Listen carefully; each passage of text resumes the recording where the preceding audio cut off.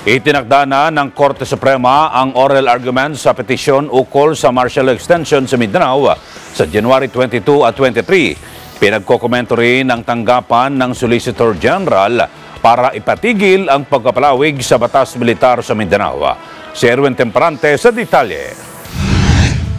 7 araw ang ibinigay ng Korte Suprema sa Solicitor General upang isumite ang kanilang komento sa hiling na temporary restraining order ng Makabayan Block sa Korte Suprema noong 4 ng buwang kasulukuyan sa pangunguna ni Albay Representative Edsel Lagman kaugnay sa martial law extension sa Mindanao.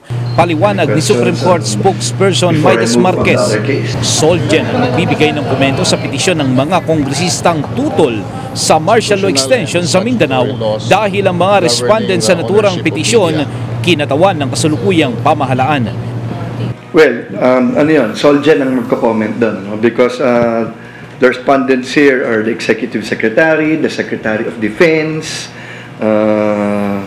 Martial Law Administrator, no? So all these will be represented by the Solicitor General.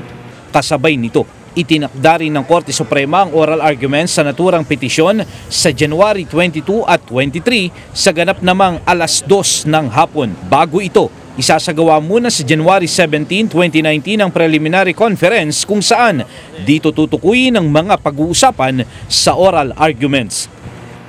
The court is requiring comment on the petition and prayer for TRO within a non-extendable period of 7 days. And then the case is being set for oral arguments on January 22 and 23 at 2 p.m.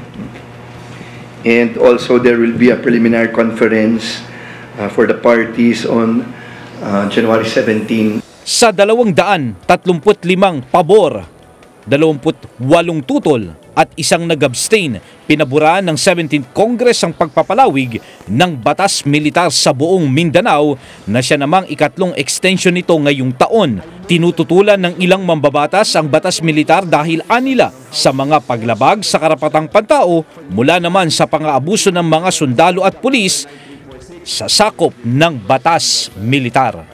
Para sa Eagle News, Erwin Temperante. I'm 1 with 25.